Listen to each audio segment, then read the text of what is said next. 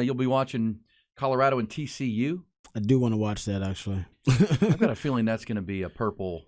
It's going to be a bludgeon. It's going to be a bludgeon. I know Deion Sanders is going to be a good quarterback. They've got, the cornerbacks are elite. I just don't know that they have the lines of scrimmage yet to compete with a Sonny Dykes team, Not especially yet. in Fort Worth. Did you hear what Deion said about culture? I have to get that quote. We might get into that in BS or bullish or BS. Do it. We might do that then. He had a quote that's a little controversial or something right now. Can't wait to hear that. Well, he's always got a quote that's controversial. Well, and I want to say it again. Deion. I mean, don't think that Sonny Dykes is a good dude, but he is right now. Sonny Dykes is in control of the DFW Metroplex. As far as his TCU is the brand is as strong as it's ever been, coming off a trip to the national championship game last year. No question. Yep. And you got to protect your turf. And Deion Sanders also favors the DFW Metroplex. They're going to be in the Big 12 Conference.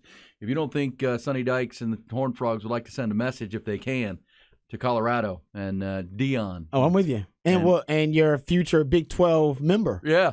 Colorado, which, gives them even more reason to come to DFW because of the brand that Deion has built in Dallas. Even if the game's close, Deion's going to get a lot of positive press. Doubt. Well, you can write the story yourself. Mm-hmm. They were in the national championship game last year, and Deion and his Colorado Buffaloes, who were 1-11 a year ago, played them off their feet on their field. Those are. Yeah, they need to come strong in that game. If you're, that's at least would be my way of thinking. No doubt. Yeah, and DFW, there's a lot of people fighting for DFW right now too. And that includes Texas because they've recognized a trend that I've talked about. Other than the Atlanta Metroplex, there's not a more fertile recruiting ground for college football in the country. They have produced more NFL draftable prospects at DFW area than any other Metroplex region in the country other than Atlanta, which explains why Georgia is doing what they're doing. Look at this year's Longhorns: Quinn Ewers, Deion Sanders, Anthony Hill. Just go down the list of guys from the DFW who are going to be featured attractions. Jalen Catalon, starting at safety for the Longhorns. You could whatever you consider the DFW. Ryan Watson, Terrence Brooks out of Little Elm. Oh, yeah. It's, Lately, he's just blown up. Houston, it used to be Houston and Dallas. Jalen Ford. They were right there, kind of tight. And actually, Houston would have more players actually drafted year to year. But in the last probably since 2020, DFW has been separating from Houston. Houston's still one of the top 10 probably most fertile recruiting grounds in the country, but DFW is ahead of LA. It's ahead of Miami Dade, that area.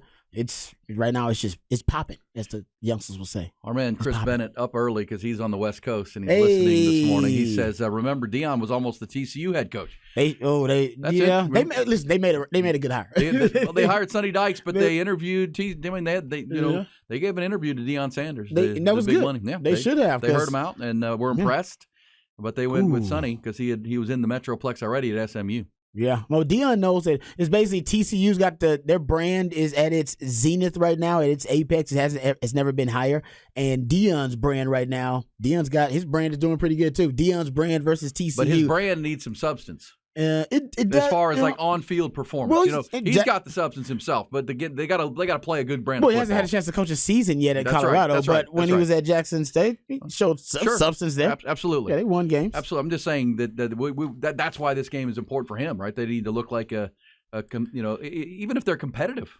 Because that's the thing about Colorado last year. They weren't competitive. No. That's why he ran off 60 dudes and said, you guys just can't cut it. You're not good enough. Remember, they went 1-11, and they were they got blown out by more than 20 points every game but two. Mm-hmm. They weren't competitive last year, and that's part of why Deion argued, I got to flip the roster. None of these guys are going to be something we want to build around. I know, and everybody was upset with Deion. Like, well, you can't have it both ways. You're admitting they were terrible last year, and then you want Deion to come in and make terrible players good. Exactly, and rejuvenate the program. It's like, well, the players are bad. That's why they only won one game. I got to get rid of the bad players, bring in good players. It may take me a little time, and that's how we're going to win games. And they were just mad about, I guess, the way he did it. I guess he could have went about it with a different method, but still, I'm with you.